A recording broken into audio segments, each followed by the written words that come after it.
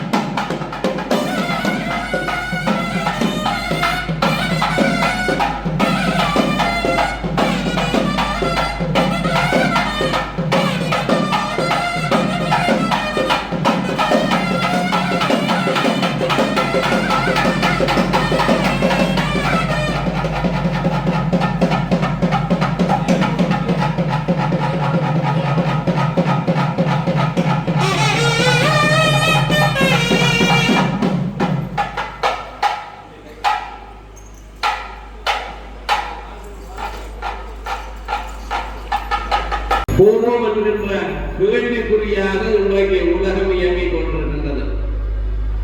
போதை வஸ்துக்கள், தங்கள் சுயநிலை மாறுகின்ற நிலைகள், பாவங்கள் அதிகப்படியாக செய்யப்படுகின்ற ஒரு உலகமாக இன்று நிறைந்து கொண்டிருக்கின்றது. எந்த நாளும் விபத்துக்கள் நடந்து கொண்டிருக்கின்றது. இலங்கை நாட்டிலேயும் சரி, வெளிநாடுகளிலேயும் சரி, வாகனங்கள் நடுவது, ரயில்கள் அடிபடுவது. இன்னும் அங்கே சென்னையிலே கொஞ்ச நாளுக்கு முன்னர் மின்னலிடி என்று சொல்லப்படுகின்ற ஒன்று தாக்கி ஒரு கிராமத்தை அழித்து விட்டது. இப்படியாக அழிவுகள் நிறைந்து கொண்டு போகின்ற ஒரு காலமாக இன்றைய காலம் வந்து கொண்டிருக்கின்றது. எங்களுடைய வீடுகளிலே இருந்து பிள்ளைகள் அல்லது ஒரு நகரத்துக்கு சென்று வருகின்ற பொழுது கூட எங்களுக்கு பயம், போகும்போதும் வரும்போதும் என்ன இடம்பெறுமோ என்கின்ற கேள்வி பயத்தோடு வாழுகின்ற ஒரு காலமாக இன்று மாறிவிட்டது. இது மட்டுமல்லாமல் இன்று பாவங்கள் அதிகப்படியாக நடந்து கொண்டிருப்பதனாலேதான் இவையெல்லாம் நடந்து கொண்டிருக்கின்றது. இதை சித்தர்கள் எடுத்து கூறிக்கொண்டே இருக்கின்றார்கள். முன்னைய காலத்திலே எல்லாம் நல்ல புண்ணியங்களை நிறைவாக செய்தறிந்தார்கள். ஏன் இந்த திருவிழாக்களை எல்லாம் ஏன் ஏற்படுத்தினார்கள்?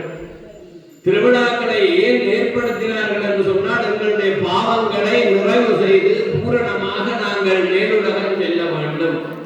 அது மட்டுமல்லாமல் அங்கே கருட புராணத்திலே ஒரு ஆத்மா தன்னுடைய தேகத்திலே இருந்து பிரிகின்ற பொழுது தென்பக்கம் நோக்கி 4000 கிலோமீட்டர் தூரம் அது யமலோகம் செல்வதற்கான தூரம். அப்போ அந்த 4000 கிலோமீட்டர் அது முப்படை அல்ல.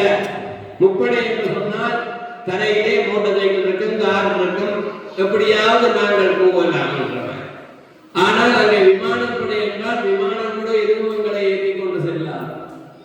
இப்படியாக அடுத்த புறப்பிலே அந்த 4000 கிலோமீட்டர் யமலோகம் நாங்கள் செல்வதாக இருந்தால் நடந்துதான் போயே ஆக வேண்டும். அப்பொழுது சிந்திப்போம், ஏன் பாவம் செய்தோம் என்று.